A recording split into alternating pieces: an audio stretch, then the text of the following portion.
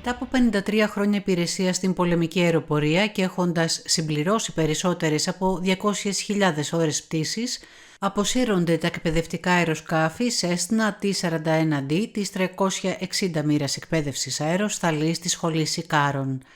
Όπως αναφέρεται στην ιστοσελίδα της πολεμικής αεροπορίας, τα T-41 είναι μονοκινητήρια ελικοφόρα εκπαιδευτικά αεροσκάφη της πολεμικής αεροπορίας, με τα οποία πραγματοποιείται η αρχική εκπαίδευση των νέων Ικάρων στο αεροδρόμιο του Τατοΐου. Είναι αμερικανικής προέλευσης και τα πρώτα κατασκευάστηκαν στα μέσα της δεκαετίας του 1960. Αποτελεί στρατιωτική έκδοση του μοντέλου πολιτικής αεροπορίας Cessna R172, από το οποίο διαφοροποιείται στον κινητήρα. Η ελληνική πολεμική αεροπορία προμηθεύτηκε το T-41 το 1969. Συνολικά αποκτήθηκαν 21 καινούργια αεροσκάφη μέσω του προγράμματος στρατιωτικής βοήθειας MAP. Φέρουν δίχρωμη παραλλαγή κόκκινου και γκρι.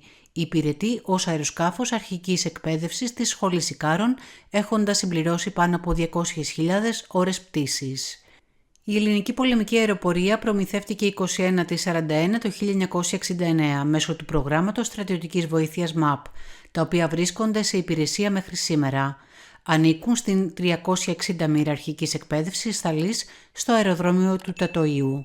Φέρουν δίχρωμη παραλλαγή κόκκινου και γκρι και χρησιμοποιούνται ως αεροσκάφη αρχικής εκπαίδευσης της Σχολής Ικάρων.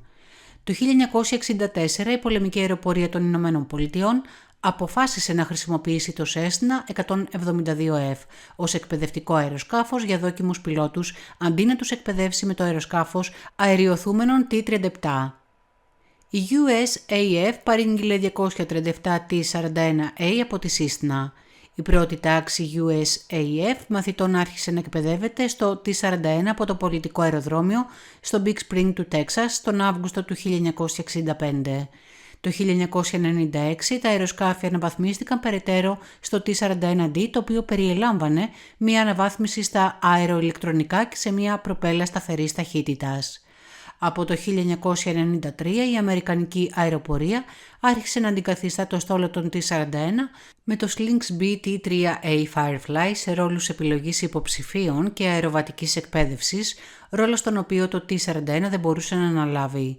Ο στόλος των T-3A όμως καθυλώθηκε στο έδαφος το 1997, συνέπεια μιας σειράς θανατηφόρων ατυχημάτων στην Ακαδημία της Αμερικανικής Αεροπορίας.